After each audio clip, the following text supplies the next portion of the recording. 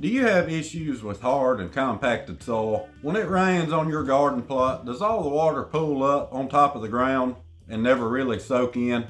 And no matter how many times you run a tiller or cultivate, your soil just don't seem to hold very much moisture. And you end up trying to grow your crops in something that looks like a desert.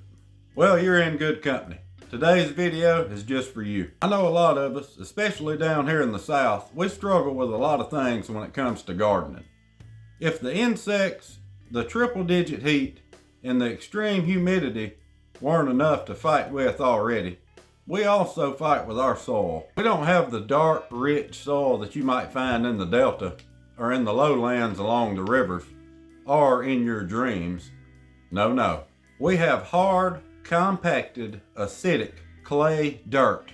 I'm almost to the point where I don't even want to call it soil anymore because it's just dirt. There's very little organic matter. However, with one simple, affordable, and very effective implement, you can unlock your soil and take the first step into having a garden that absolutely thrives this season. And we're talking about a subsoiler. Now, a subsoiler, as the name suggests, breaks up compacted subsoil beneath the topsoil layer.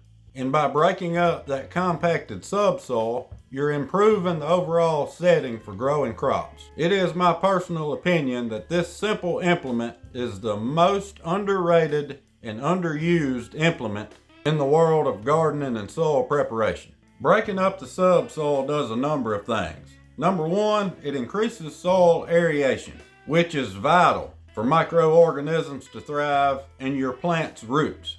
And it also fractures the ground much deeper than a traditional disc and therefore improves water retention, which is also vital for plants to thrive.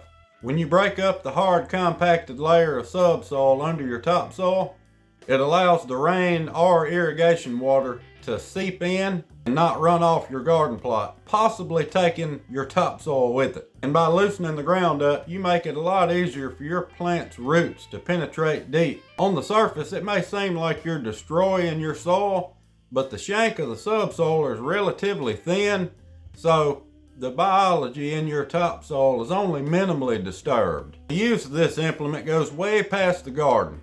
Ours is homemade and it has a hole right on the bottom, and that's excellent for helping us bury water lines. You just simply attach your PVC pipe with a piece of chain or strong rope or whatever, and then let it down and drive forward, and it literally buries the water line for you.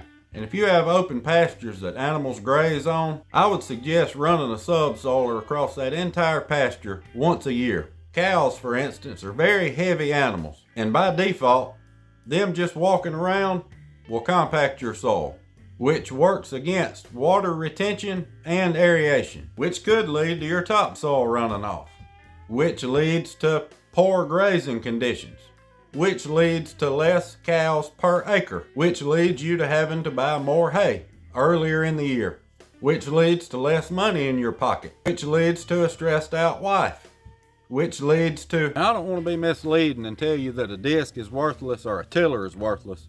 All I'm saying is a subsoiler is well worth the investment. I don't want to be misleading by saying that it's cheap, because in the world of implements, it is cheap. It's not near as expensive as buying a bush hog or a disc or a tiller.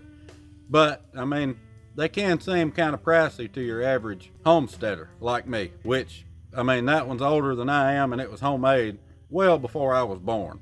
But as you can see in the video, the subsoiler actually goes about 20 inches deep, which versus a disc that might get 7 inches at best, that's pretty deep. Now, I wouldn't ever lead you in the wrong direction. In my personal opinion, I think it's well worth it. Anyway, thank y'all for watching. We'll see you on the next one.